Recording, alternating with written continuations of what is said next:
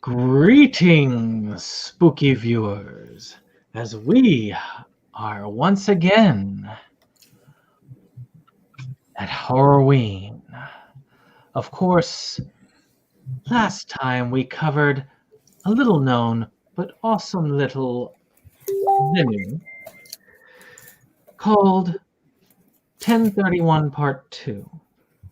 But we have a special treat for you this month, and probably going into Christmas almost, as we cover the Friday the 13th series. As Dane has shown us before with the giant box set, and those of you who are looking, you can check out on his channel for an unboxing, or even on this channel later in the week for an unboxing. It's an amazing set. It's mighty beautiful, I have to say. And now Jake has his own as well. It's not as pretty as that. Doesn't take up as much space either, but I do envy all that pretty box. Mine's coming Thursday. Hard to resist the pull. I'm trying to be a responsible adult and hold off on buying it. No reason I pre-ordered that one a long time ago. Yeah. I had the money for it back then because this is before I got badly hurt with financial woes. But also on top of that, I was worried it was going to be another one of those Halloween situations, which the Halloween box set, which I've got it over here somewhere. Actually, let me see. Yeah, it's sitting on my on the top of my shelf up there. Well, that one and the Friday the 13th one. Those are some of the ones that I think are some of the best that have ever been put out. So I really like the quality of the releases here, and it really did, unfortunately, get out of print really quickly. So I didn't. You just reminded me, though. I meant to say during your unboxing that there was one thing that I found unfortunate about this set, cosmetically. I really liked how Halloween had the black cases for the Blu-rays, and it would have been cool if they'd gone with that again. Yeah, I think that the clear set cases aren't bad, but these are cool. Like red. Red might have been a cool thing to go with. Yeah. Well, I think I know why they did the clear. It's because they wanted to have some of those reversible covers. Oh yeah. Which you wouldn't get with just straight black. But I agree though that when a couple gripes that I have with this set, which I touched on in my unboxing, but and there are very few gripes that I have. But it's like we got Freddy versus, like, they all are like these nice new versions of the movies with new like 4K scans or whatever, but then with Freddy versus Jason you just have the standard disc that New Line put out, and then same with the 2009 version, you just have the standard disc there too, and it's just like, well, technically I know with the Halloween set, that the Rob Zombie's Halloween, that those ones, I know that I think that they didn't have to do a whole lot, but just like as far as like how the discs themselves looked, it's like they took the time to like put the Scream Factory logo on there at least, and to like make it look like it wasn't just shoved from their warehouse or whatever into that. Yeah, they're all upgrades for me except for the Freddy versus Jason, which is pretty much just the same thing. Be right back. So. Well, I think everything but those two, those are all like new releases of them, and obviously, particularly Part 3 and 3D, having it be like a true 3D transfer, and just new scans of everything. So yeah, it's just weird that they kind of half-assed those last two, but very minor gripes for an overall great set. And this one here is what inspired me to do this, because I wasn't certain whether, because technically it's not supposed to be out until tomorrow, big set. That's the release date. But this one was a film. They had sent me a signed poster for it probably almost a year prior to me getting this. And I didn't even realize I was going to get this. I had asked for it on the Kickstarter, but I didn't realize it was going to come. Sometimes Kickstarter, you take your chances. Yeah. Whether you're going to get something or not. So I was very surprised and very pleasantly surprised with it. So I'm glad we're coming. But we're going to start with a shorter film called Friday the 13th Legacy. And Dave, you were the one who originally recommended this, so I might let you take this one away and start us with that. Well, a couple of years ago, I met a director by the name of Ian Messenger, and he ran a production company called Catch Me, Kill Me Productions. And he was pulling around for some people to help him put together a Friday the 13th fan film. Now, when the final product came out, he didn't make sure that the editor credited me on the disc, and I had kind of a falling out with him. But it still is out there in the public domain for people to see, and I actually think that differences aside, and though I have not done anything with him since, because that was just shitty. I mean, to me, if you put $300 into a project, you expect acknowledgement. But that being said, I still think it's for a 20-minute project, it's still not that bad of a film in the short film genre. So, but here being said, I mean, it's got a couple of kids who end up being in the Crystal Lake area. Tommy Jarvis shows up, and killings begin. Did anyone else? No. Yeah, I watched it. I think everybody watched the film Yeah. at this point. It was an easy watch to do last minute. Never Hike Alone, I can see where some people have not caught that because that's an hour-long one.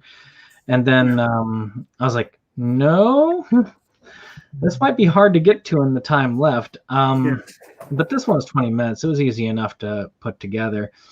And I know this is my first time watching it. Anybody else? I know, Dave, it's not your first time. Anybody else seen that for the first time? Yeah, this is my first time seeing Yeah. it. So we're all kind of new to it, except for Dave here.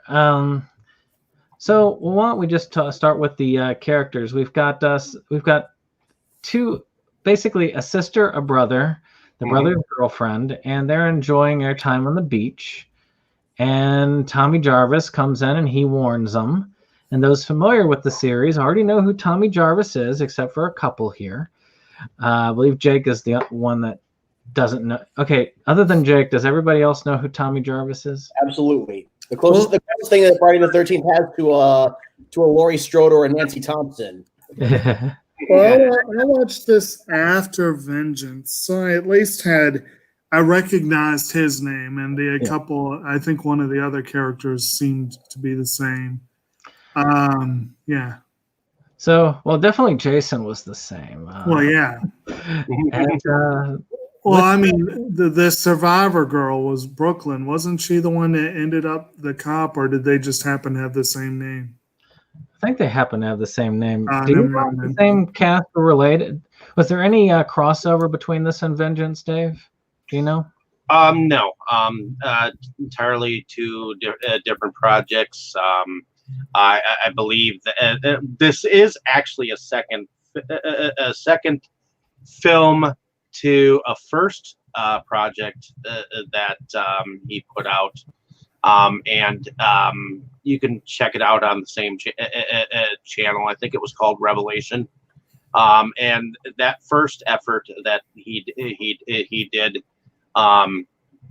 he had a whole cast who didn't want to show up and shit like that, and so he in a way, I guess this is kind of his reboot of trying to do what his love for the franchise, and I believed in what he wanted to accomplish, and that's why I ended up putting money into the project. So, but things being said, I think it was well shot. It definitely looked better than his previous endeavor. It had some on-screen sex going on, you know. Yeah. I mean, it's basically kind of a shorthand version of what you see throughout most of the movies. They get in there, they mess around, and of course you got the more virtuous character who is the survivor girl, and then you've got Tommy, who is kind of making there to do another attachment to the series. I will put out this for the survivor girl. I did feel like her emotions when the one girl died. When she kept going on about her that much, when you obviously saw that she was like, whatever, you know, beforehand. You know, there was interactions where it seemed like she was somewhat annoyed with her brother's girl or her brother's girl or whatnot, and suddenly they came across the body, and she was like screaming, crying, you know, doing this whole emotional crap when it's like you didn't give two shits about her before, you know, other than that. Mm-hmm. And did anyone else see that? I definitely thought she was a little over emotive at that point. I'm remembering the scene in Grave Encounters 2. I don't know if anybody's seen this movie, where you've got the guy, he's doing like a horror directing, and he's directing this B movie where they're sitting there, you know, typical thing where the boyfriend's trying to, you know, get in the pants of the girl, and then he's checking out the danger out there. She comes in, finds his head falls off when she goes up there, and then she does this, no, really loud, this over emotive way. But you kind of expect that, don't you, from something like this? It's you want to see a little bit of cheesy acting in something like this. Well, and yeah, let's keep in mind that the Friday the 13th movies have never really been, you know, they're not necessarily going to be studied in the actor studio or anything like that, you know. No. But Dane, you remember the Monkey Farm movie? I think I remember you telling me about it, but I don't think I watched it. Okay.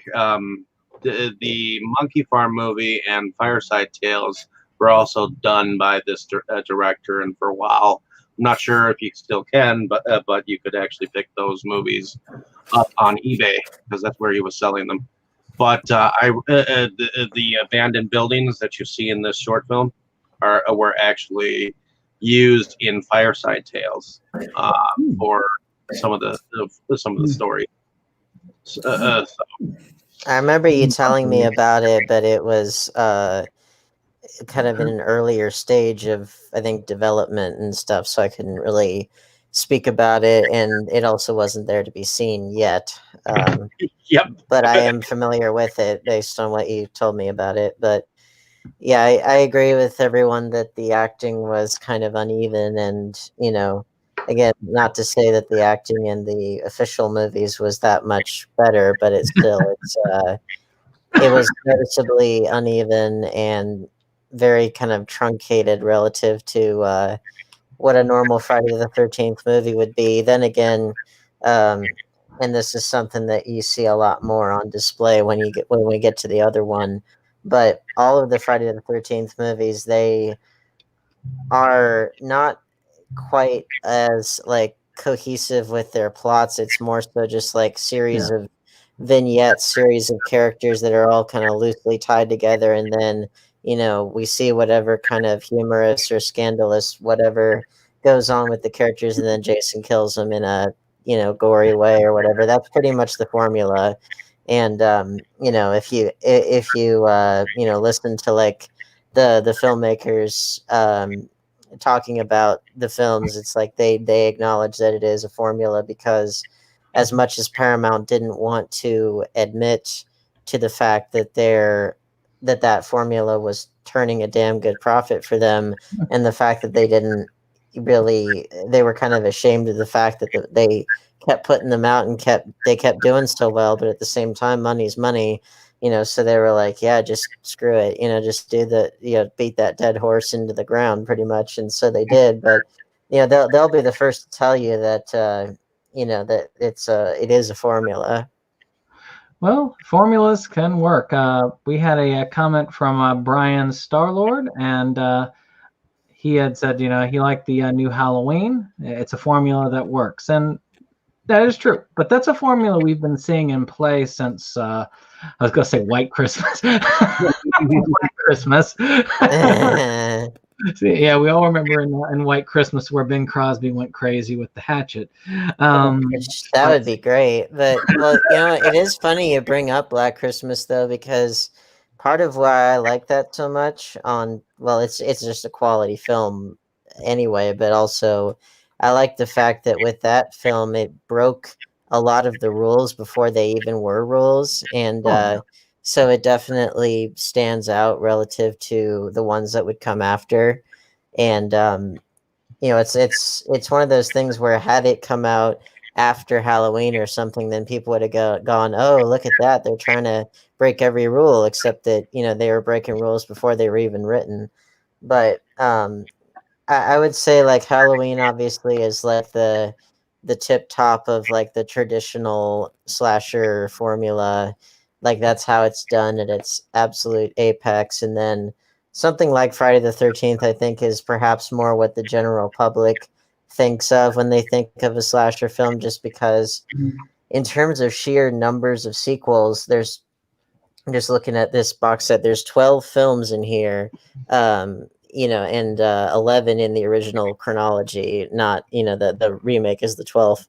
But, so there are more sequels to to Friday the 13th than there are Halloween.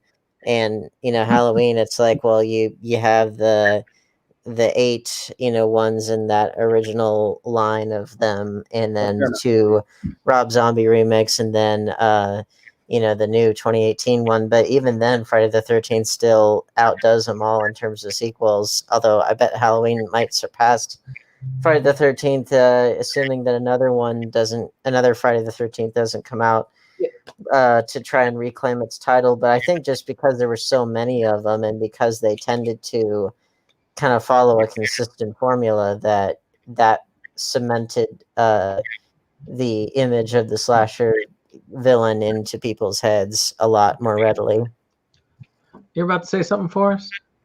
Oh no, I was just about to mention that, like, currently, right now, the reason why Halloween, like you said, Halloween could easily surpass Friday the 13th in number of movies altogether. But for the last decade or so, the Friday the 13th franchise has been held up in some sort of legal battle between Sean Cunningham, Victor Miller, and then I think Warner Brothers. That's what killed the game, essentially. Yeah. Which also inspired both of these in a way. I can't remember as much whether it inspired as much this one that we're talking about now, but I do know it did inspire vengeance. So before we move on, does anybody have anything that they wanted to say that particularly stood out for them for this really? I find it interesting how normally Jason's kind of a brute, just a brute who kills on sight. Whereas I know, with this one, he kind of pulls he pulls kind of the old switcheroo on a victim, puts him in his mask and clothes, so he ends up getting shot by mistake. So this victim ends up getting shot by mistake instead of him. I find I found that very interesting. That's like something that I expect like maybe Michael Myers to do. I did like that he had multiple masks. That he was like, Yeah. I'll get this one for the Yeah. Well, that is an interesting thing that the the various slasher villains, how they have their own different strategies and strengths and weaknesses and stuff, because like Jason, as we know, he tends to be just kind of a blind brute, who just kills pretty much anyone and anything for no real reason, whereas like traditional Michael Myers was always very kind of stealthy and a little bit craftier. And then someone like Freddy, for example, like he is like pretty much omnipotent within the dream world, but then outside of that it's like he's nothing pretty much, unless he somehow can try to come back to our world. But like that's his realm, is the dream world. And it's just interesting. I've always felt like Friday the 13th has always been about okay. The first movie, we always know the killer was the mother. Okay, and obviously we're going to get into that next week. Spoilers. Movie is about his revenge, so to speak, and he hasn't quite found a face. But then the third movie, you get into the whole thing. It's everybody who goes skinny dipping in his lake. Don't fuck with my lake. So yeah, well, he's very territorial. Yeah, he's been about. Well, that's what James Rolfe said, that he felt like after those initial like revenge on the descendants of the camp counselors that let him drown.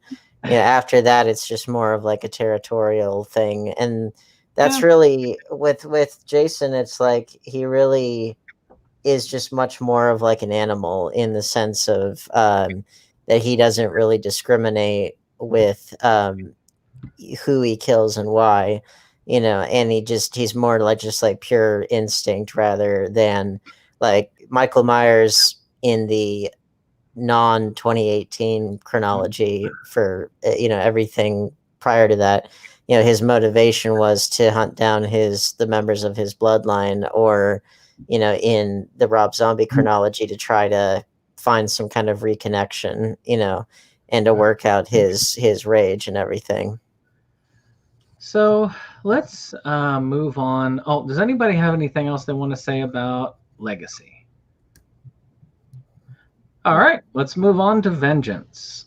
Now, I didn't know what to expect when I first tried this. I just said, I invested my own money in this. I don't even remember how much.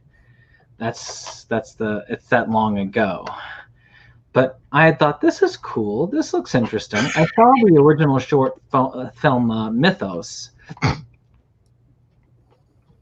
And I was into the Friday the 13th game at the time. It's kind of fun to watch. So I said, this would be fun. And then I turned that on, and I was surprised, for as little money as they had, the production value was actually fairly good with this film. And this one... And the fact that it had a Kickstarter that actually was successful. Yeah. That's not really quite a low budget film. It is comparatively. I mean, 50 grand, which is what this had as a budget, it's fairly high for like a low budget film, but it's very low comparatively to most of the other films in the main line of the series. Mm-hmm. So maybe, I don't know how much. The first film was like $500,000. So yeah, I mean, so 50 grand is actually pretty low in comparison. But I'm glad to see that with the quality that you got for that money, because people will do that and they'll give you a low quality product sometimes. Yep. And this one has a couple of weaknesses to it. Plot being the biggest one, but again, as Dana's pointed out before, the Friday the 13th movies probably weren't known for their acting and plot, for the most part. Well, Well, and I'll- it's I they mean can- the problems that kind of held back pretty much all the movies that I can think of, with the possible exception of Part 6, but like for sure with the rest of them, some of the I would say some of the problems, but maybe fans wouldn't call them that. But just the fact that the plot is rather thin and it's mostly held together by various vignettes and subplots and characters that we meet for a scene before they get killed, and they have to be like really bizarre and that kind of stuff. So you can say that as like a negative, or if that's what you like about it, then that's what you like about it. But I've always felt like the Friday the 13th series had the potential to be more coherent and more cohesive than it ever was. But from what I understand, they also had to put up with a lot of shit behind the scenes, not just in terms of filmmaking, but just like studio politics and the MPAA and all that stuff. That it's like, well, the fact that we got movies at all, is kind of an amazing thing. Yeah. Well, so let's talk a little bit about Vengeance. I'm going to just do a basic summary, and then we'll go into some first impressions, much like we would for a full-on discussion. With Vengeance, we've got, of course, Jason. This takes place right after Part 6, where he's kind of, well, we'll not get into that just yet, but where Jason had been defeated, essentially. And he comes back, and we introduce another character and the bad guy as area, which is Jason's father, because we met his mother. Now we're meeting his father, Elias. And yeah, part 6 is my favorite. I think out of all of the Friday the 13th ones, it's the best made, and it's the one that really feels like a cohesive film, and it also like a cohesive singular film, and it also is one of the few movies I've seen that really does meta humor well. Like it does it very skillfully. Like it's not too over the top. It's not too in your face. It's just sly enough, just but still believable. Regard. it's really where they introduce the supernatural elements to the Friday the 13th series. Well, and the director for that one, for Part 6, the director, he was a big fan of the Universal monster films, and he shot it in such a way that if you were to turn the color off on your TV and watch it in black and white, that it would look really good because he shot it that way. And I really love it when directors, they have a love for the classics, and obviously nowadays people have a love for Friday the 13th and things of that era, because for that generation, those are their classics. But the 80s, the 30 years before, their classics were like the 50s and the 40s and 30s and stuff, and those are the ones that I take after personally. But those are the ones I consider classics. Me too. But of course, nowadays, films from the early 2000s are starting to be considered classics. So, oh god.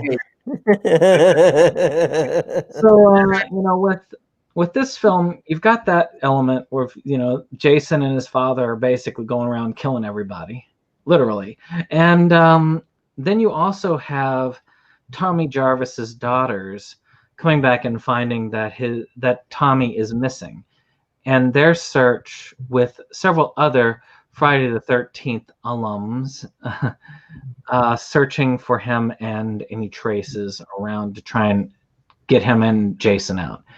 Now, let's just go to each of y'all and see what y'all thought. So, Forrest, was this your first time watching Vengeance? Yes, it was.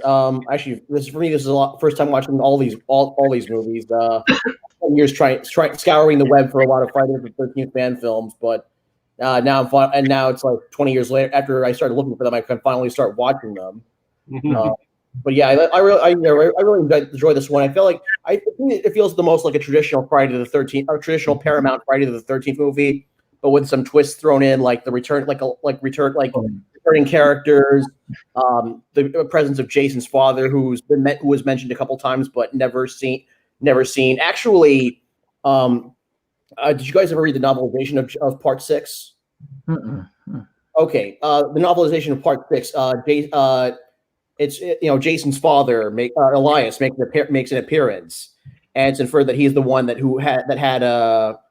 had Jason buried in the cemetery, and that he was supposed to be When he intimidating. was like that was supposed to be in the movie as well, but I guess that they cut it out or whatever. Yeah. But the idea was going to be that he was the one who was maintaining Jason and the mother's Mrs. Voorhees graves, and so he was always kind of this like shadowy presence that we never really fully got to know, except for I guess in the comics, like there were some comic adaptations of. Two of them.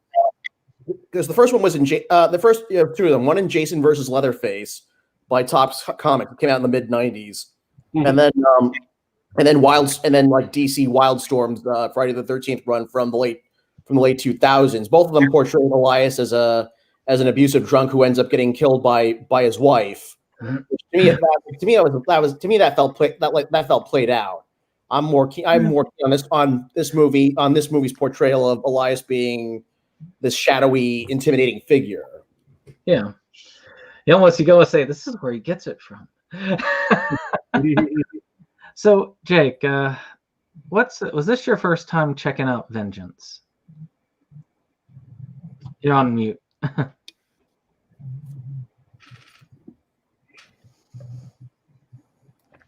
Oops. Yeah, it definitely was. I don't spend much time at all looking for fan films or things like that. And honestly, I wasn't entirely sure about the idea of devoting a show to them. But then I saw this one I actually quite liked.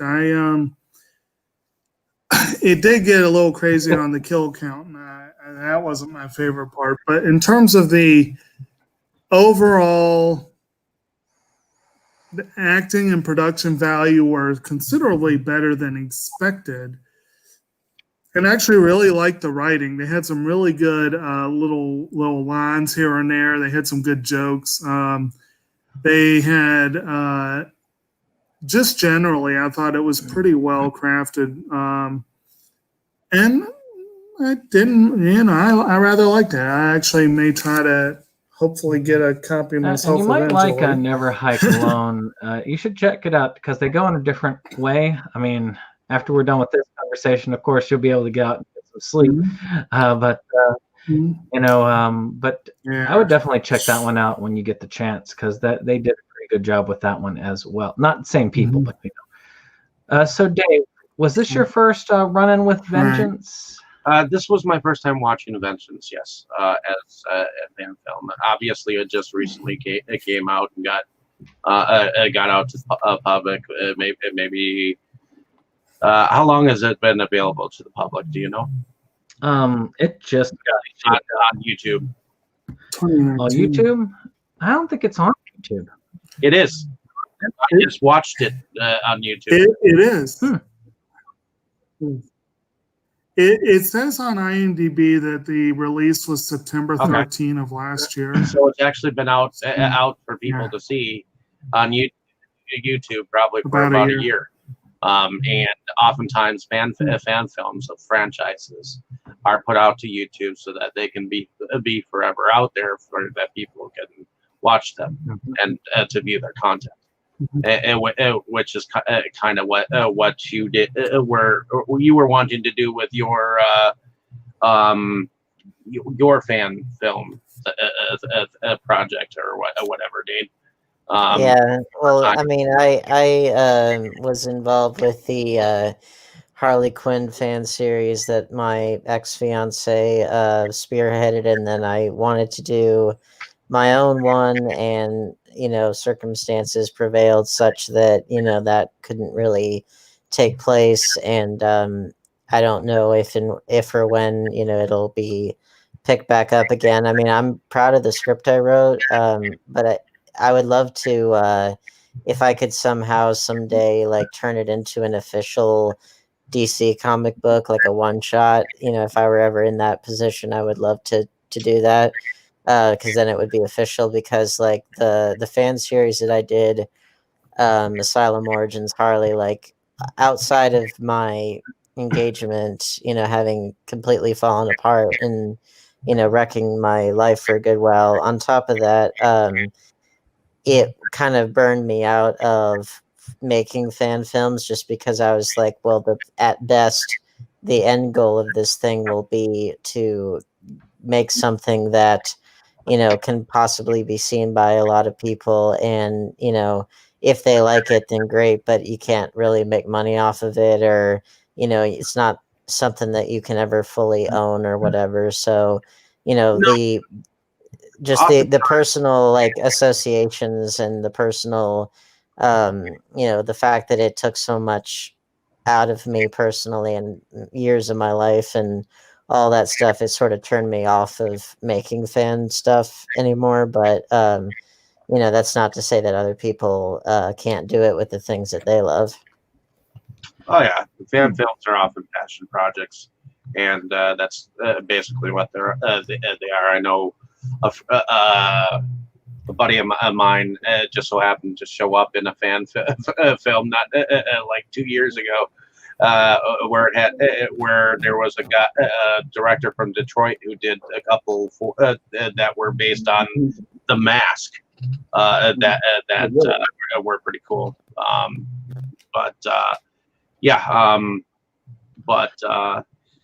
It depends on what you do and where you where. I mean, honestly, fan films are just like practice projects for directors. Honestly. I think so too.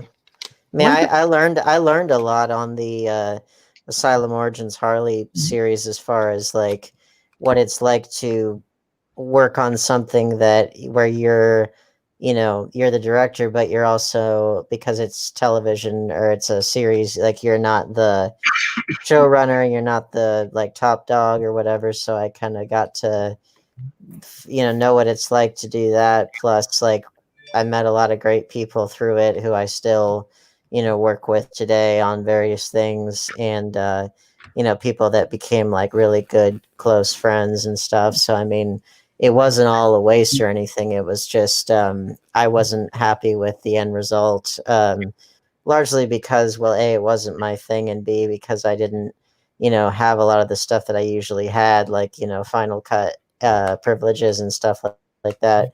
And so it was a good experience to know what that's like, but I also was like, well, whatever I do, I want it to be personal to me as much as possible, and it's such that whenever I can have some kind of say in how it comes out, then I want to do that. Even your X-Strike Studios that we just completed finally discussing those are in the fan film genre, so to speak. So what X-Strike Studios? Also, just say again, I like to make sure that people know when people are putting in. Of course, Michael McNally, hello to you as well. Great having you with us again. We've also got Wet Paint Pictures here, wishing us well. So that is also really cool. We do appreciate you watching us do our kind of what do they call it? That's another fan film. Film. Voorhees, I believe, isn't it? Yeah, and I know that I put money into their projects. So thank you, Voorhees, for. Well, I've just reached a point in my life now where, like, what I do, I want to make sure that it's something that I made, and preferably that way it can come out on DVD and people can enjoy it and purchase it on Amazon right now, called Faces of Fear. So go to Amazon, buy it. Definitely. And if anything from this experience so far, and we're still moving along the lines, I can say that these fan films do have some amazing things to them. Mhm. When I was watching when I watched Asylum, Harley Quinn, that one, like, I was really impressed with the person who did the Joker in that. Oh yeah, Matthew. He's a great guy, great person, great actor. I'm gonna be working with him again on a film that I'm gonna be doing hopefully in the winter. And that's what I mean is like a lot of the cast and crew, and they were all just really high caliber people that all came together. And again, I felt like it wasn't up to what I thought it could have been, but it also wasn't my thing. I was just trying to be like a midwife, for someone else's vision, which it was interesting to do that, but it's like if I'm gonna do this, it's like it needs to be like my baby. Yeah. But yeah, Matthew did a great job, and there were certain things that I think really uh lasted and transcended about that series, particularly the episode 2 in the strip club that we did, because that one I got to shoot in a location that was very big and open and visually interesting, and I got to get the certain kinds of shots that I never could get otherwise. And so and we didn't have to pay to rent that place or anything. So while this film did have, was this the one that had $50,000? Yes. Yeah, so that one, like, the clearly you could see that there was money on the screen there, and we didn't have anywhere near that much. But point being, a reason I bring it up is because if you know the right people, you can get a lot of stuff for free, and you can get a lot of production value such that you can stretch out whatever budget you have. You can stretch it out nice and thin. So just we'll do one more aside here. Again, I like to always hit anybody who comments on this. I think, like I said, Dave, did you say you actually contributed to Voorhees? Yeah. I haven't learned about it, but At the same time that the Kickstarter for this particular film was going around, there were 3 different fan films that were like vying for money, and I had to pick and choose between the two. You chose this one. I chose this. I chose Voorhees. But no, I personally have not seen the final trailer for Hayes Webpan Pictures. I apologize. I will go and check it out after this discussion. And for those of you who are watching this, again, to me, it's always good doing a shout out. Definitely check it out. You can see it's an easy search to double check where the trailer is. That's easy enough to find. So I think it's really awesome for people to be able to see and check out these films. Fan films do have that ability, that love for the film, and if you love the material, it comes through. Dane, we kind of went over the side there, but did you? Was this your first time watching Vengeance? Yes, it was. And I mean, as far as like the fans loving the material or whatever, you're right that's like the big reason to do a fan project, is because if you really do love it, then hopefully that love will shine through. And with the Harley Quinn thing, like, that was my opportunity to try to do a superhero related project and to do something I was passionate about. And then with these guys, they clearly knew their stuff with the Friday the 13th lore, and with the different survivors of Jason and their descendants, and just different little Easter eggs, and like Cunningham Road, and just little things like that. And again, the big weakness, I think, is the same weakness that plagues pretty much all the movies, which is just the fact that it's very kind of episodic and vignette oriented. But this being an homage, and it's like, well, they got that down, and they also got down the overall feel of here's this weirdo character, or this horny teen, or this whatever, and let's see how they get killed off. And they luckily had a decent, variety of kills, and like they had, the sleeping bag kill, like in forget which one that was, but they had that. They had the ripping the spinal cord out, like in Mortal Kombat, and things like that. So I mean, and so I think that the love is there, but also I like the fact that, unlike the first one that we talked about, I like that it didn't seem like they recycled existing music from the series. It seemed like they composed their own.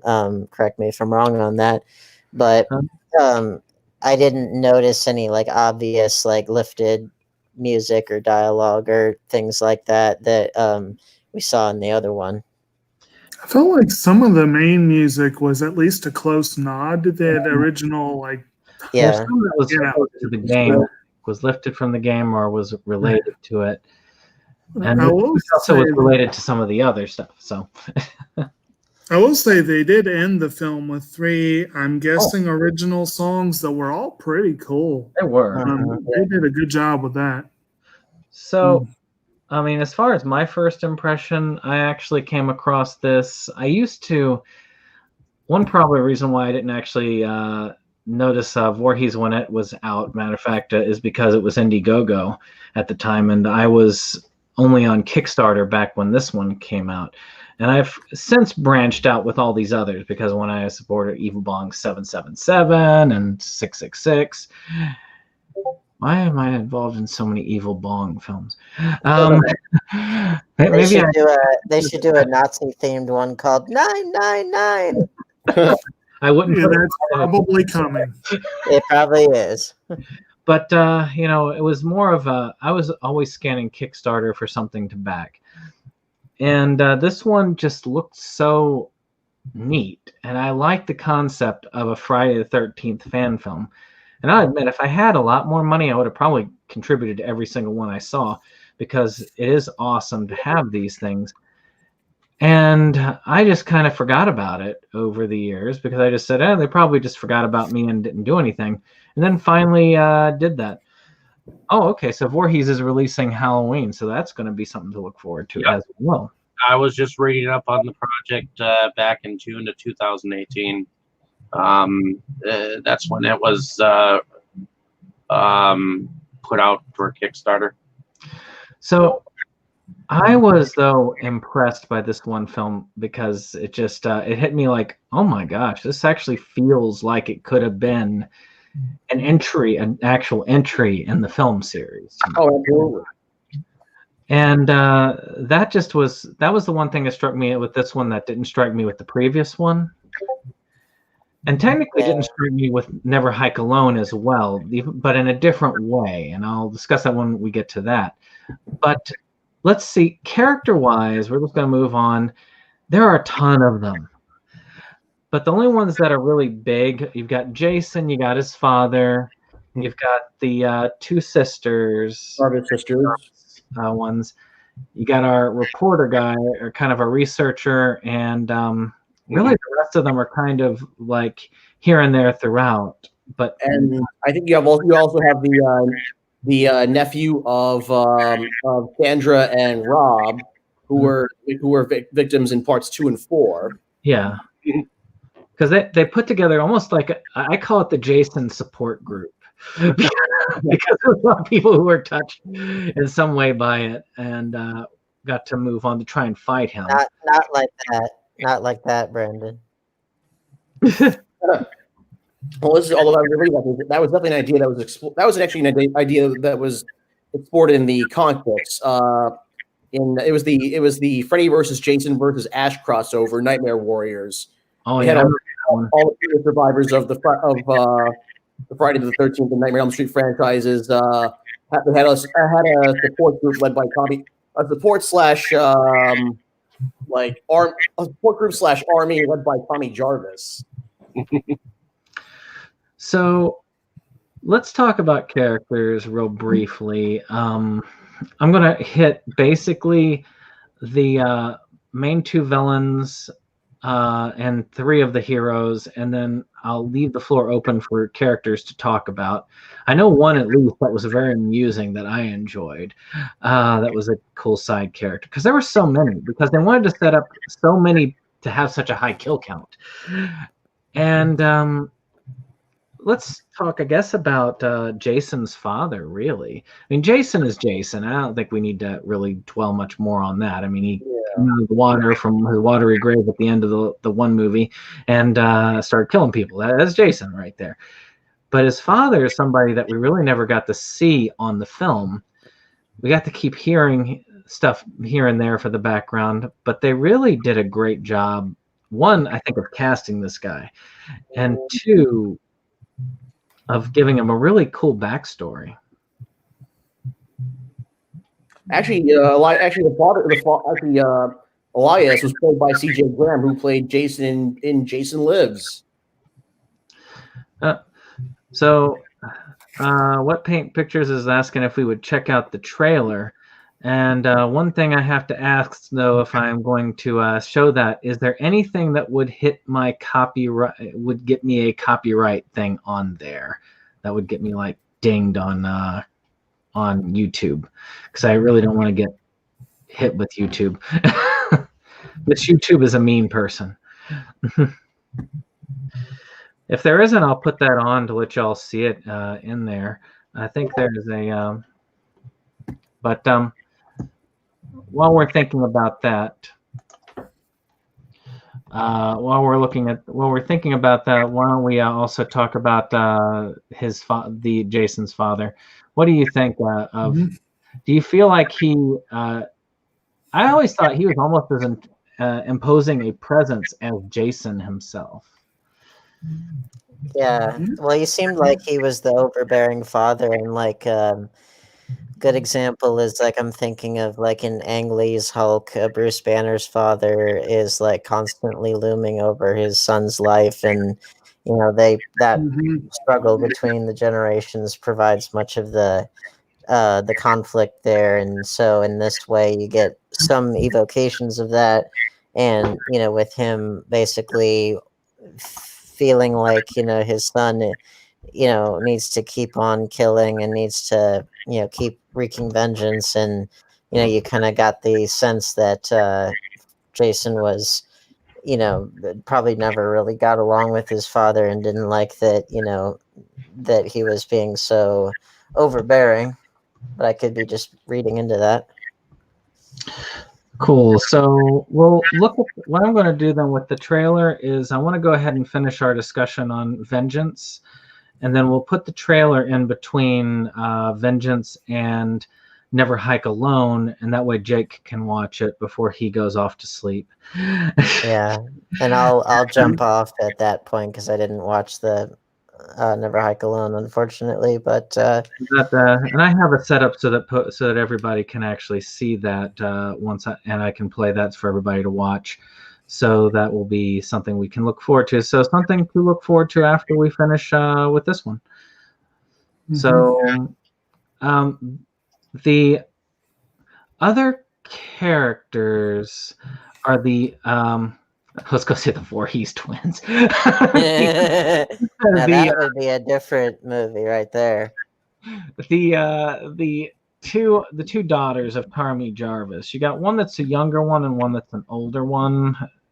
The older one, of course, has sort of a survivor girl vibe, and the younger one is kind of your typical like teenage girl type deal, younger teenage girl. What are y'all's thoughts on those? She seemed like she was like not quite a teen, not quite or not quite a kid, not quite an adult, so she was like on the younger end of teenagerhood, age-wise and in terms of maturity. Right. That sounds like fun. So what did y'all think of the older one? Do you feel like she had the survivor girl material? Absolutely. Yeah. I would say so. The apple didn't fall far from the tree. I would definitely say that the way that they set up these characters, it felt very right as far as fan films, the things you could do right when you're looking for a Friday the 13th fan film, to be sure. what about other characters? Are there other characters that y'all thought were fun?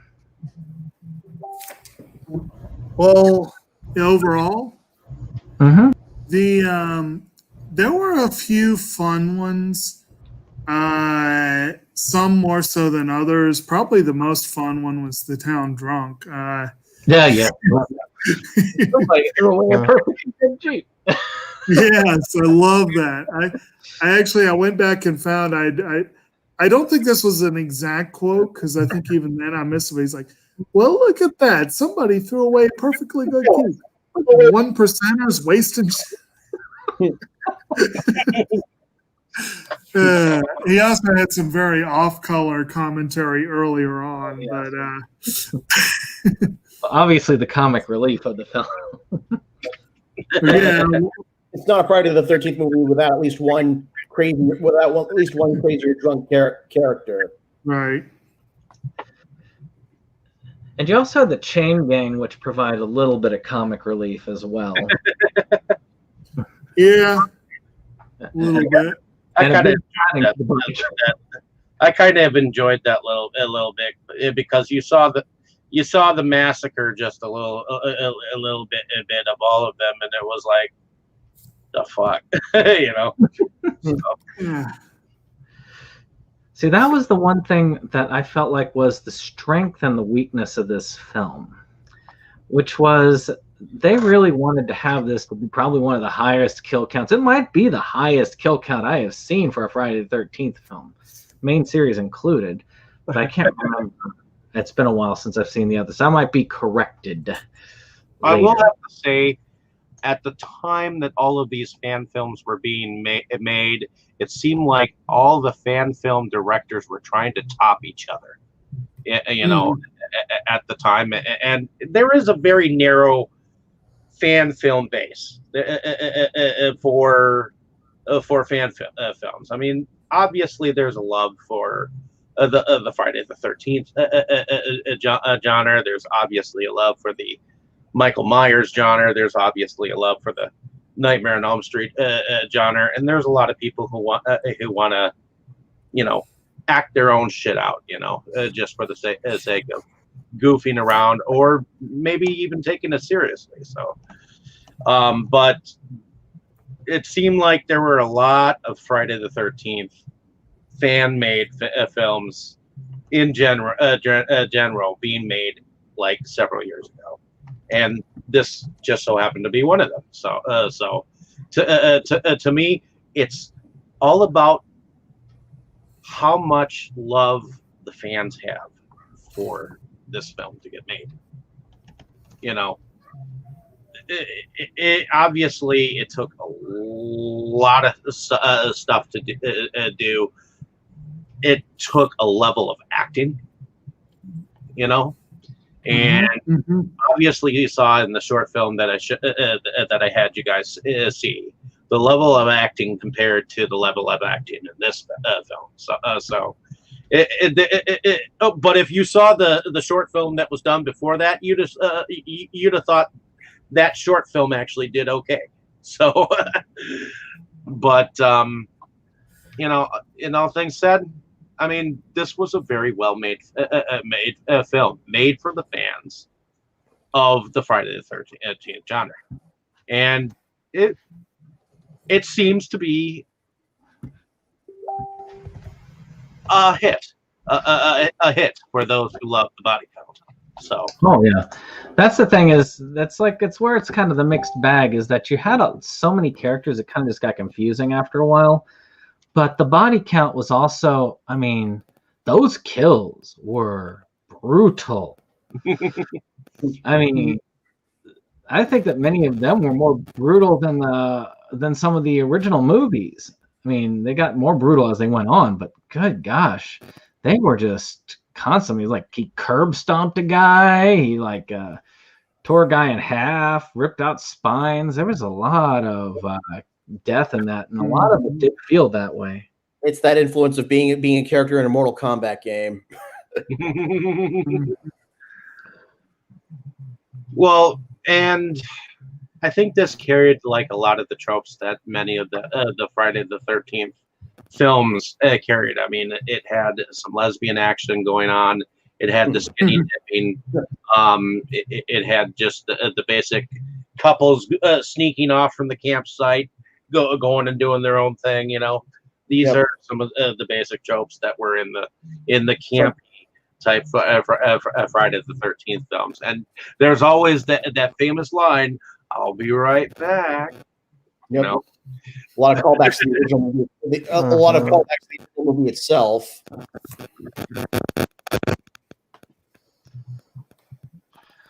Well, there's a lot going on there was a lot going on, and that's probably where the major issue of the film was. It's just a lot going on. They were trying to do a lot to cram into it, and I think that that goes like the chain gang. They didn't entirely need that part, but it was kind of comical, you know. It's like you have to build only so much within the world that you're building, and it seemed like, I mean, you had the 2 ghost tours. You had, I mean, those were entertaining too. They were competing between each other, so they were trying to focus a little bit on each. They were trying to focus on some of the other people besides them going in to look for, you know, her father. So it was just a matter of how they edited it together, and I think the editing was a little choppy at times, but for the most part, it was relatively smooth. With that being said, we talked a little bit about the music. What did y'all think about the music overall? I mean, special effects wise, did y'all have anything else to say about special effects before we move on to that? I think the special effects were pretty gruesome for a fan film. I mean, there's obviously a level of special effects that go into this type of a film. What do you think, Dan?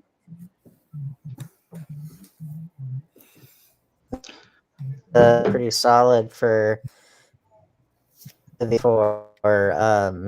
having the kind of budget it had. Oh yeah. I would say so. What about you, Jake? As far as the special effects, how did you feel they were for this film? Not bad. I felt like, again, what I didn't watch all the gore effects, obviously, but overall, the effects I thought were decent. I will say this: when he pulled the head out of the one guy, I did see the mechanical stuff that went with the head as he pulled it out. Other than that, I mean, everything else looked like it actually did happen. Like, I'm not sure if I could have entirely believed the car window guillotine. As dull as car windows are to begin with, but I think it was fun. It was just a fun. I think it was just a fun romp as far as the killing is concerned. And that's really what you're looking at. You're not looking to do a lot of thinking in Friday the 13th movie. Mm-hmm. So in a way, it's good that way. I think that's there. Like I said, the only thing I had was it was a bit confusing at times with the number. But with that said, also there's the music. Now, of course, the music is kind of standard fare throughout here and there, but the songs were definitely original at the end. What did y'all think of those? Well, I think so. They were quite good. Yeah.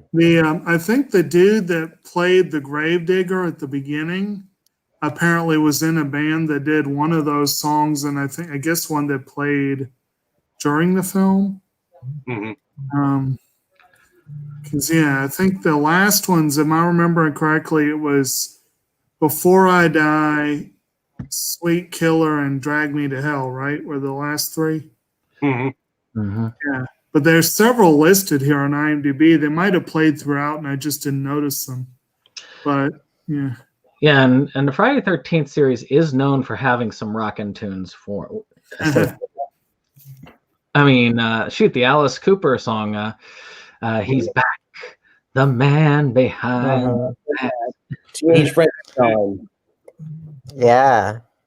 Or actually, if you go back a couple movies to Final Chapter, you have "Love Was a Lie" by Lion, the song that Crispin Glover was dancing to. Mm-hmm. Yeah. So, And what's funny is, and we could talk about it then too, but Crispin Glover was so damn young there in that credit. So all in all, as far as what we've seen as far as fan films, how would y'all look at Vengeance? Do y'all feel like it was pretty spot on as I was, or do you feel like there was a lot that could have been? It was pretty solid, I think. Yeah, I feel like like I said, I feel like it was definitely much like your traditional Friday the 13th movie with a few twists and turns added, and with also with the gore with the kind of gore that would have made the MPAA A little bit iffy. the MPAA wouldn't have stood for it 30 years ago. Well, it's definitely better than Jason Goes to Hell, in my opinion. Oh, 100. Oh, agreed, 100%. Worst movie in the franchise, if you ask me. That seems to be the consensus. so we should put out right here. There needs to be a fan effort to make High School Musical 4 Jason Goes to Town. I think that would be a worthwhile project in my opinion. Jason finally gets to reveal his singing voice. No, we saw that in I'll Kill You That Way. He has a good singing voice. How about this? Jason Goes to Monte Carlo. Yeah. Actually, I'll be honest. When I was 12 years old, I started writing a script for a Jason Takes Manhattan remake that would have actually had taken place in New York. But then my family moved from the East Coast to the West Coast and the script the file got lost. But now that I'm living, now that I live here in New York, I've been like thinking, like dying to do a remake of Jason Takes Manhattan, even if it's not, even if it's not as good, even if it's not very well, got crappy production value, but at least it's taking place in New York. Yeah, I think it's just the fact that the filming locations that they want, when they had that Times Square thing, was so expensive. So of course the rest of the movie had to be on the boat. And in Canada. Yeah, in Canada. But yeah, I would love to have seen like a good scene of Jason just in like crowded New York, just slashing through people. That would have been. Yeah. Then the rest of the people just keep going around him like it's just nothing. So you just move on. Nothing to see here. With that being said, we'll go ahead and do a live reaction to the Voorhees Trail, and we'll say goodbye to Dane and Jake after we do the reaction. And in case I missed it, of course, Indie Horror Creative, I believe. Indie Horror Film Creative. Film Creative is the site to go to if you want to see more of Dane's YouTube ready stuff. I'll be talking about this bad boy before too long, and I already did a live unboxing of this beauty right here, along with the exclusive posters that my pre-order came with, and you get to see these all in great detail. So, I think it's going to be good. I mean, there's a lot of good stuff there, especially if you like collecting. If you like looking at different directors and stuff, there's also different ones of those on there as well. So there's some pretty cool stuff. And are you still planning on doing the film school, or? Yeah, I would like to, definitely. It's something that I've been trying to figure out, like, how best to do it, because, like, so my computer, like, I'm glad I got the Adobe Creative Suite. Like, that's been really great. my laptop computers are not really the best for video editing because they just don't have the horsepower with which to do it well. And so, for right now, I'm like, well, maybe I can do some like commentary tracks for like horror movies or something that made like a impact on me, and like, analyzing them from different departments, like, script or, directing or whatever. Been trying to figure out like what's the best one to do, and obviously find the time, which is sort of tough these days because I've been juggling my normal job with a freelance job and with trying to get another film off the ground, plus like people saying, oh, I want you to help produce this or that. And, so things are starting to heat up again, which is good because most of this year has been mostly just trying to survive and trying to like, find another place to live and another job, and, make sure that unemployment is good to go, and, all that stuff. So, I mean, now that things are like seemingly kind of settling down, carve out some time for that and just figure out if that's something that people even would want to see, Mm-hmm. Well, I think we've got some cool stuff going on, and you've definitely got some cool stuff.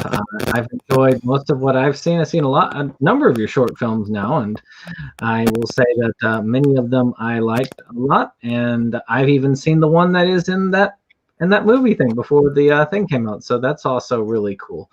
Yeah, my segment in here is called Cooking with Human Blood. But I also love the one in, for We Are Many, which I'm hoping that will get a wide release in the future. Physical. So check those out, and hopefully more in the near future. See more of these physical releases. I think it's great because it's great to just have one. Well, I like being able to look at something that I did, like physically hold it in my hands and say, be able to pull it off the shelf and say, I did that, so this and For We Are Many and some other ones that are going to be coming down the pipeline before too long. And the film that I'm going to be shooting is my segment for the sequel to For We Are Many. And I'm really trying to make it special. Has that one got any type of fundraising for it going now? I think it might have at one point. If it didn't before, then it certainly will when it's time to put them out on Blu-ray or whatever. Which I'm actually gonna be looking. I'm gonna be looking for some fundraising for my short because I want to try to go above and beyond in terms of makeup and effects and things like that. So I mean, I will be putting together either a Indiegogo or a GoFundMe or something, to help me with my segment. I don't need a lot, just more enough to where I don't have to foot all of the bill myself, even though inevitably I would foot most of it, but still, it's just anything I can do to make it go to that next level. Well, keep us informed. For We Are Many was a great anthology. Yours and your part included very much in that. So I would really want to have that. I know personally, as well as hopefully people who are listening, would love to have it on their shelves as well, because it was an amazing release. And my hope is to have another one of those amazing releases. It's always good to see.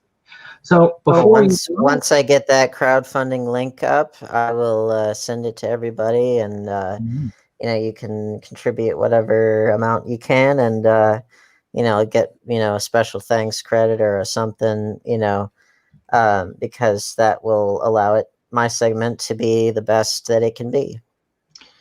So before we say farewell to people who want to get to sleep early, let's do a quick run through just to see what we think of this trailer. Okay. I'm gonna do my share screen here. Yes, I want to share this screen. It's gonna look all weird. There we go. But you're gonna see wet paint. Oh, there we go. And I'm just gonna start click and play, and I will be silent. Going anywhere. There we go. Now no one is going anywhere. This place. You guys, this place is our sanctuary. It's just one fucking night. All we have to do is make it until morning. When the sun comes up and the heat is off, we'll have more money than we have ever dreamed of.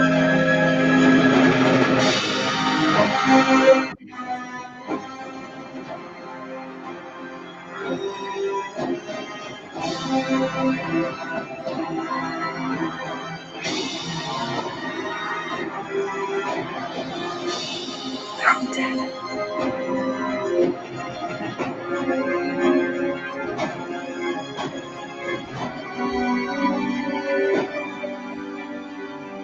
People go crossing into his house. People don't quickly.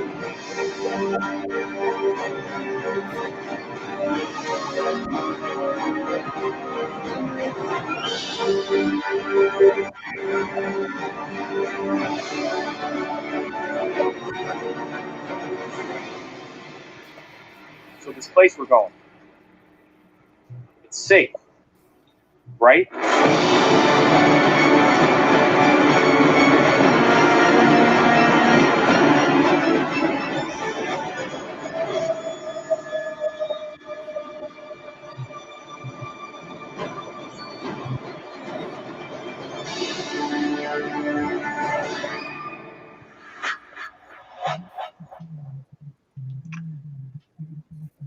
And that's it for that one. So let me get this off of here. Is it safe? Yeah, that was my But I was so that looks like it's also going to be a pretty quality product when it comes together. It looks to be more dramatic than it seems like where Vengeance seems to go for the kill count. This one seems to be going more for the drama count, which is another route you can go to have a pretty good Friday the 13th fan film. So, but what did y'all think? Do y'all have any thoughts on the trailer? Seems like it could be cool. I mean, it seems like it's a bit more story driven than other ones. The camera that they use doesn't look as professional as the one from Vengeance, but it also looks better than the one from the first one that we did. Yeah, right. Right. Yeah. Maybe somewhere in between, or maybe at the Never Hike Alone level there. I definitely get that Never Hike Alone vibe from it. Because that's what I do. So yeah. So with that being said, since I know both of you, Dane and Jake, you probably want to hit the hay. I'll probably not be long after I'm finished here. But I would say check out Never Hike Alone if you have a little bit of time. It's about an hour long, and it's a pretty good project. I'd say that Never Hike Alone is kind of in between production value wise between what Legacy was and Vengeance being on that. All right. So with that, we will see you all tomorrow night when we cover some fun stuff on Inside Movies Galore, and we'll talk about that also at the end. Yeah. Night all. Night. Night, everyone. Thanks for coming. All right. So only the diehard of the diehard are left. And we'll be talking about Never Hike Alone, which was one that Dustin had suggested and then didn't come. So that's all right. We've got some good people here with some pretty good quality here. So I had heard about Never Hike Alone because I'd heard about the project back when it was starting. Yep. But I never bothered to check it out because I was like, well, I didn't get a physical copy, so heck with it. Because it was like a ridiculously hard to get unless you were on it like early on. I ended up getting a copy of it in its last funding, which I'm trying to find my copy here. So, but so you've definitely heard of it before this, obviously. Yep. That was the first of the fan films that was back in like 2017, 2018. That was being funded, and I think I caught it in its final funding phase, just like I caught Voorhees in its final funding phase. So, I would have funded either one of those projects had I caught them in time, but I didn't know about them before that funding ran out. Or funding not ran out, but you know what I mean. Right. What about you, Forrest? Had you heard of this one prior? I had heard of it, but this was my first time seeing it. So most of us know it by reputation at the very least. How about you, Dave? Was this your first time seeing it? This was not my first time seeing it. It is probably my second time seeing it, but I saw it on YouTube. Well, that's how I saw it now, but which all of these are on YouTube, so that's easy enough to catch, except for Voorhees, which it looks like there's going to be a YouTube component of that one as well. So they will be accessible. Now, as far as those are concerned, Never Hike Alone is a kind of a found footage mixed with a standard movie thing. It's kind of a combination of the two genres, where you've got this hiker, almost a parkour artist hiker. If you look at the very beginning, is how he's running around. Who was going around, and he just happens to stumble on Crystal Lake and the guard dog in place, who is quite an angry guard dog, and his struggle versus Jason and trying to survive. So while Dave is searching through, what were your thoughts of this one for us? What was your first impression? Definitely felt it was. I would say it was definitely unlike a typical Friday the 13th movie. It was very much it was definitely a slow burner. Mm-hmm. I feel like this is something that if it had studio backing could legit. I feel like it's something that could easily bring if it had the backing of like Warner Brothers or Paramount, it could easily become like. It could easily bring the franchise into the 21st century.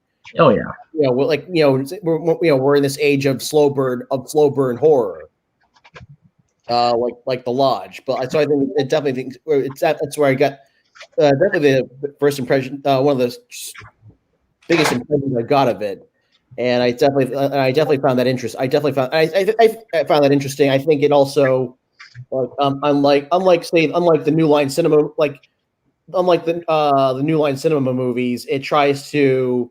It definitely tries to take the franchise in a new direction, but without completely shitting all over what came before it. Which is an issue that I think a lot of fans have with like Jason Goes to Hell or Jason X. I would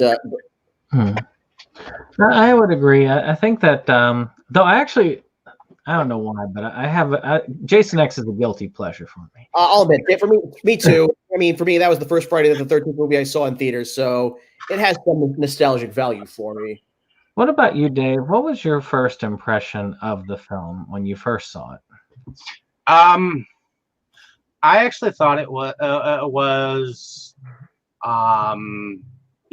different because it was going for somewhat of a first person kind of a vibe, because you had the guy going into the woods and he stumbled upon the lost remains of the camp site that Jason was from, and he ends up meeting up with a group he ends up camping or trying to camp with a group that he has set out to find this place, and he's found it, and he ignores all the different stories that he has heard since like childhood, and of course when you ignore those stories, then of course shit happens. So obviously, the place that they found was somewhat in some disrepair, although the wood seemed like wood in the unfinished building seemed like it was relatively new, but that being said, when you work with the kind of budget that you have, I mean, I liked it. it was definitely in the middle between Vengeance and Legacy. It wasn't on a level of Hollywood, but it wasn't on the level of like an SOV, so to speak. Like if someone just picked up a camera and just ran around with it, watching somebody kill, and you get that VHS vibe where the video just kind of just goes, and you just see nothing. But obviously, they did a good there mix. was some care. Definitely a good mix. Definitely enough blood. Blanc Stomp Studios is the studios that put this out in 2017. So I know that the first run, like, it's like they went through a first run and then they sold out like immediately. I mean, this film was sought after. From everyone. Everyone was saying this is like the best, Friday the 13th film. You got to get it. So they ended up having a second run of films. What they called the final funding thing, and I think they like made like 500 of them, and I ended up getting a copy of it. I just don't know where I put my copy right at this moment, but. But it's worth having. If I could have gotten it from physical, I would have wanted this on physical myself. There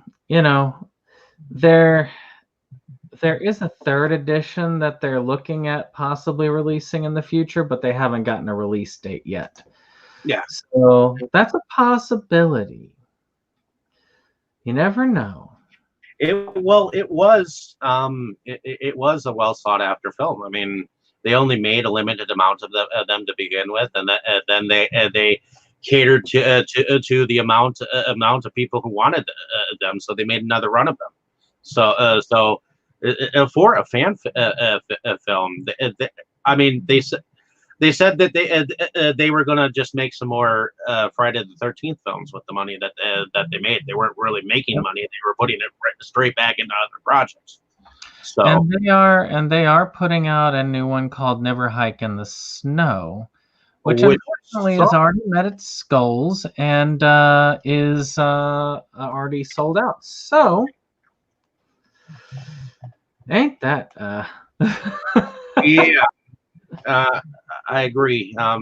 It was one that they kind of must like really kicked off like really quick, and they funded it and everything. So I mean, it just ended like on the 15th of September. So it's kind of interesting. Now for me, this is my first. I heard about it, but as I said, it's like, well, I can't get a hold of it. I best not want to see it because then I'll want it more.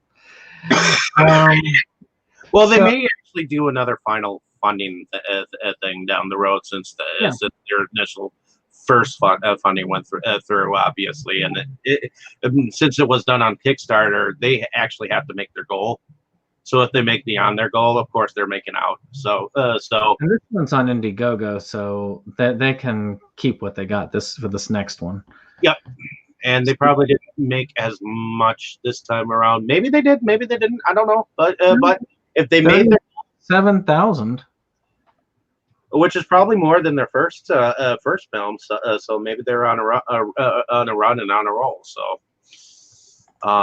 we'll just have to see where that goes and whether they are able to make another run of them for the public to see.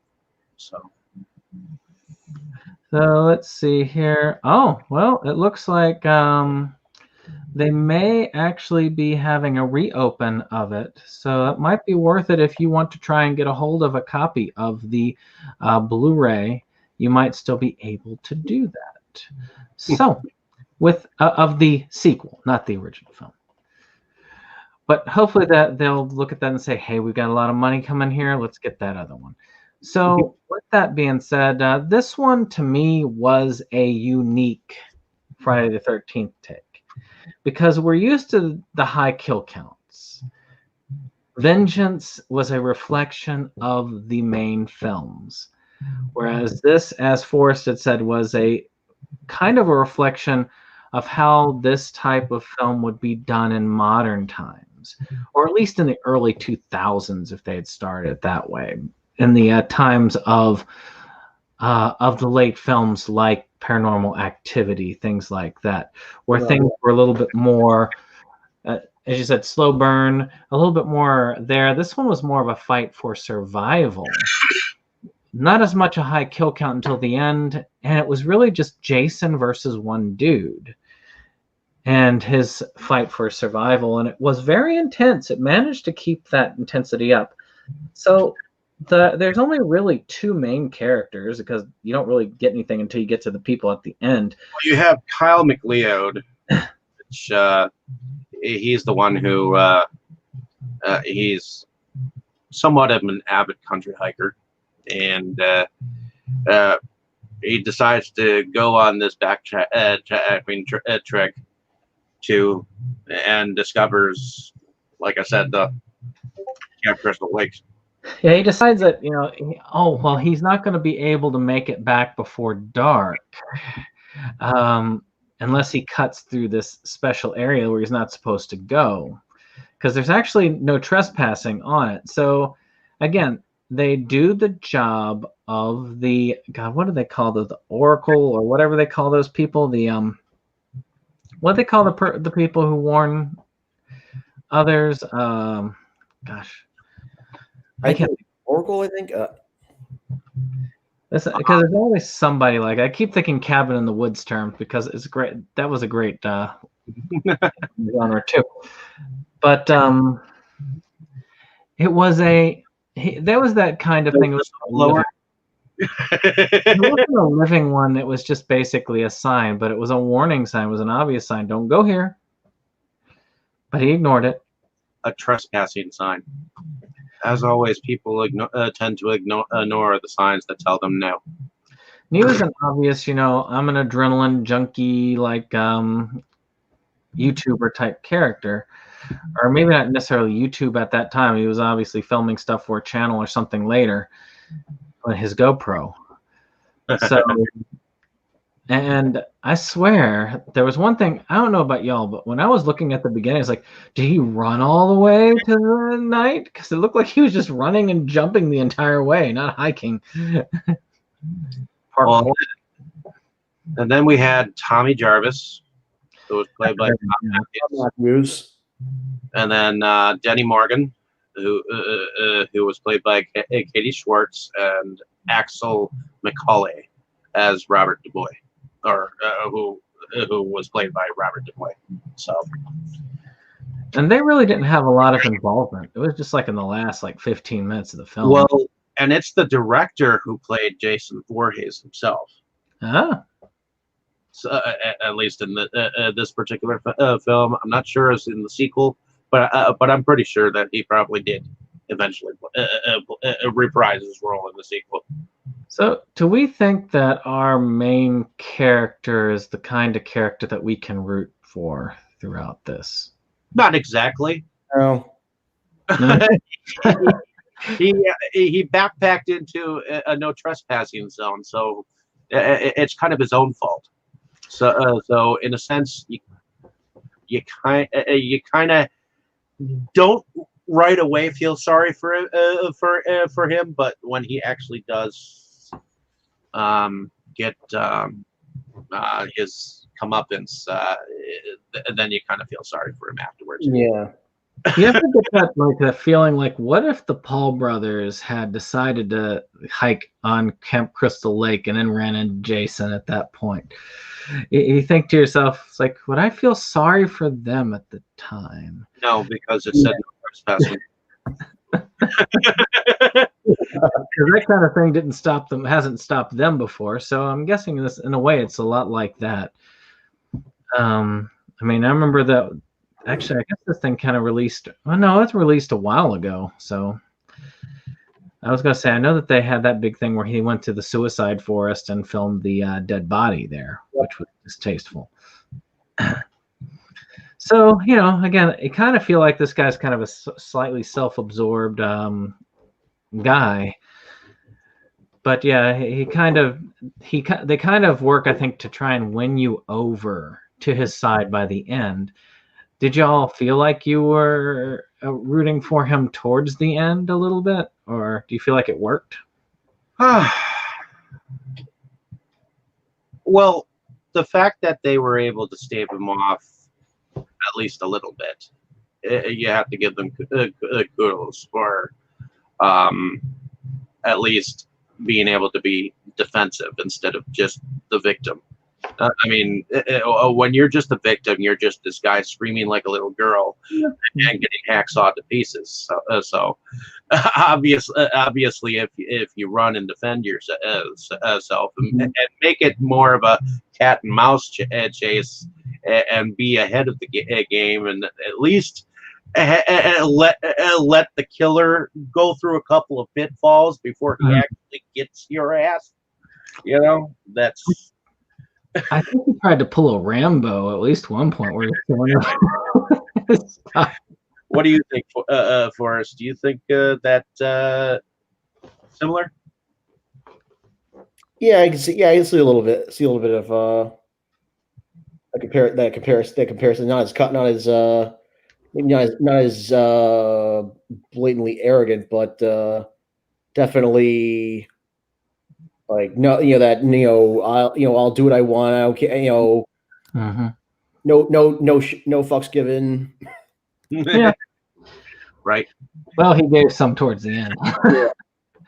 I guess I maybe a tad sorry for him, but and you can't exactly say that there was an entirely high body count per se, because there weren't that many characters. Only 2 characters got killed because Tommy Jarvis, I think, got him out. So yeah. Yeah, this is definitely more of a character driven. This is definitely more of a character narrative than more than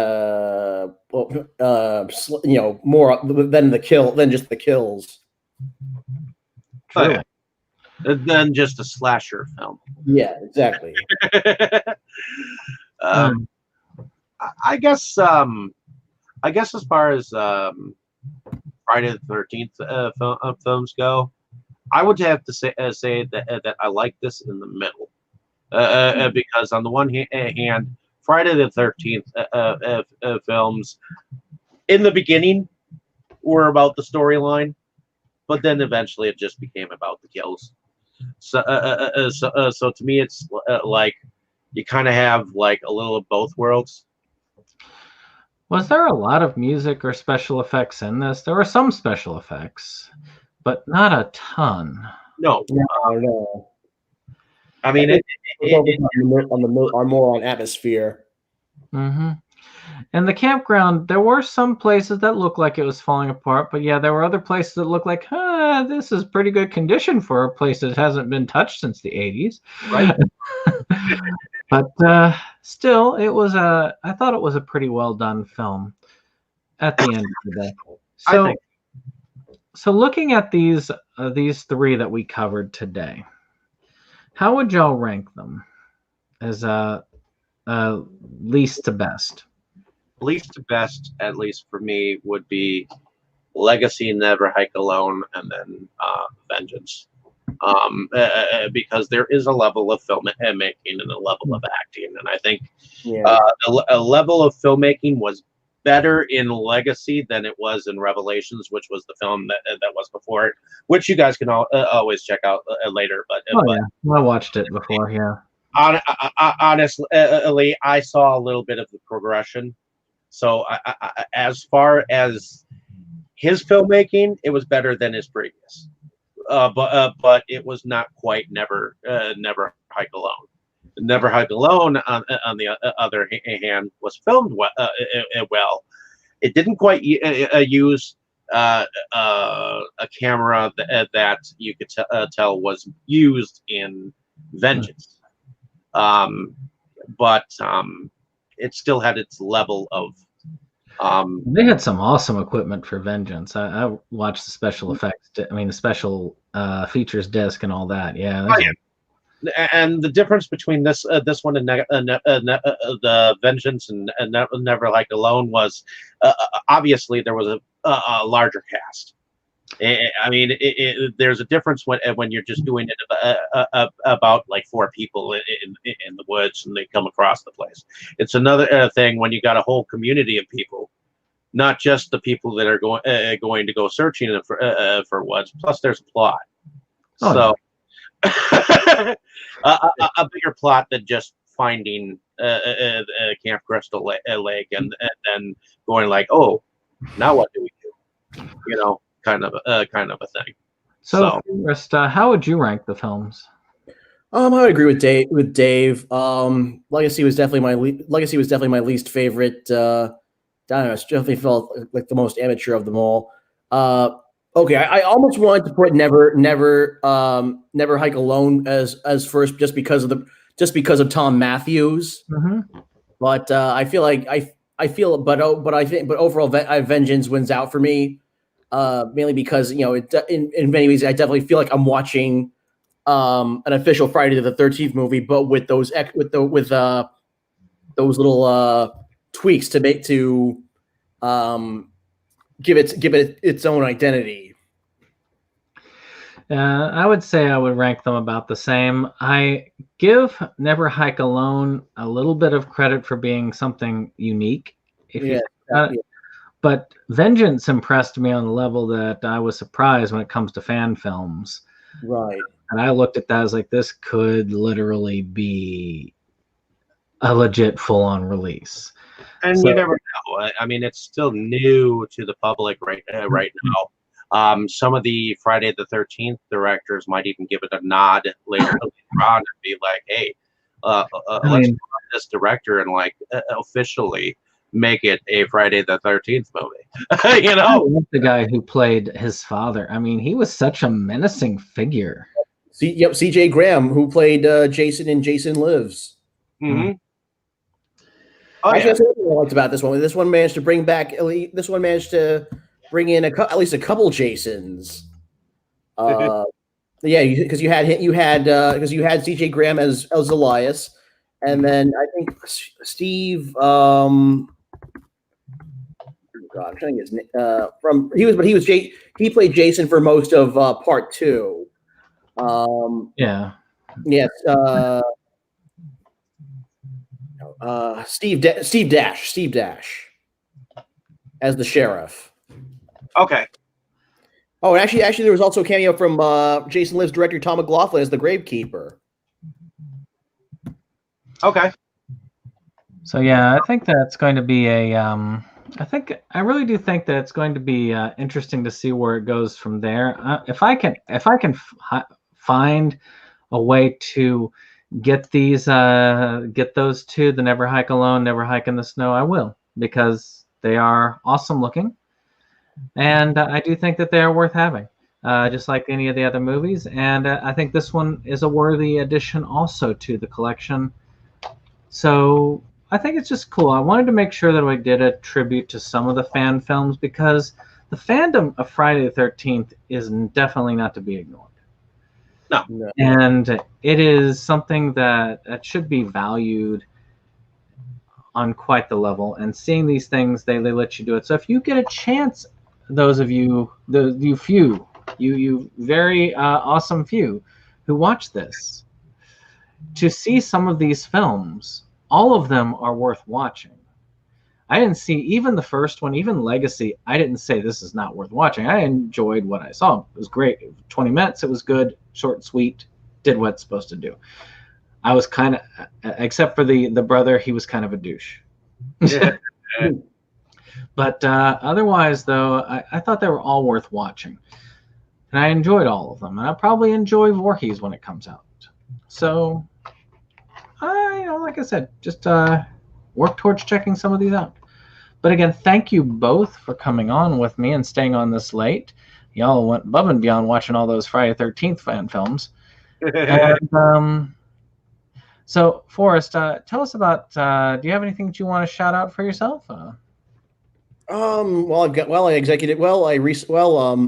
I've got a movie I've executive produced. Toxic America is It's directed by by a writer director by the name of Seon Carlos Boceta.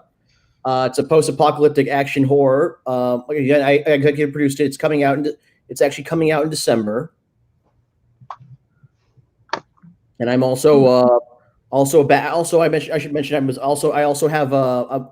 also indie go backer on an upcoming Friday the 13th fan film called Victim No More, which is supposed to be filming here on Long Island hopefully within the next year or so. Okay. Very cool. Very cool. So, I think that that's going to be. Oh wait, no, I'm missing one of the more important ones here, Dave. Let me just throw out things that I appreciate about your channel. Inside Movies Galore, which of course I'm a part of. Forrest has been a part of, and Yep. many of the people that you see here have managed to do. And I'll Well, let you and talk about it. one of the films I started this channel with at least with Dane. He saw the film back when I first started Inside Movies Galore, the Legacy film, because I did at the time. We talked about Video Box, which is a short film that I produced, and but we also did talk about Friday the 13th Revelation, and this one to start the channel. It's just since you were doing the Friday the 13th, I figured you hadn't done it on your channel, so give it somewhat of a shout out, even though it gave me another chance to be angry at the director for.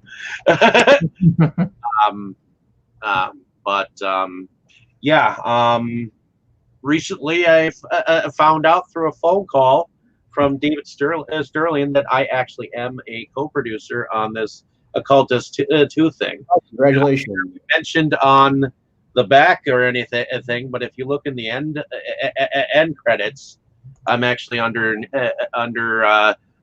Dom, the guy that died in here, Damiziano Arcangeli, which he died. And I just found this out. I didn't even realize that he died in July of this year.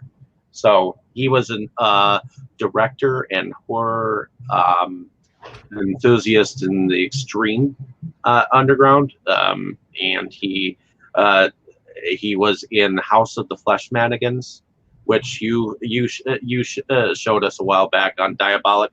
They were selling copies of. To get copies of Brandon.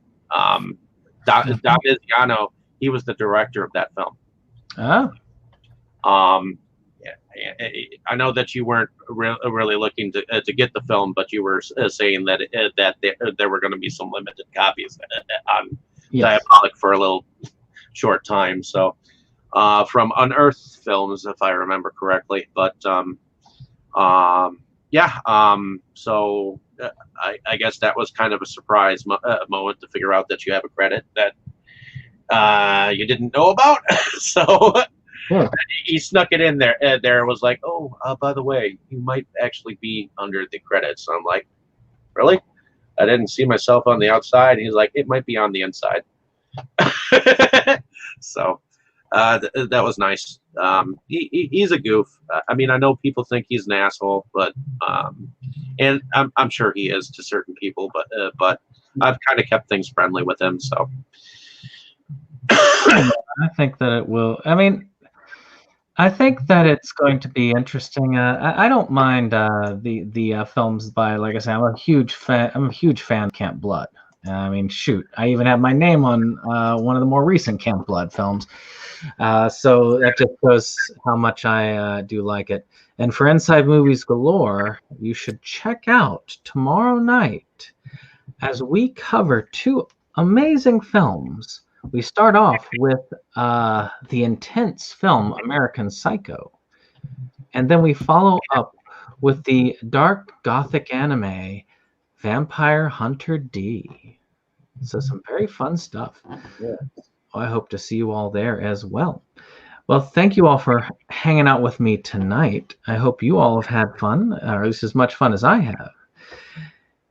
And we'll see you all on the next one. Goodbye.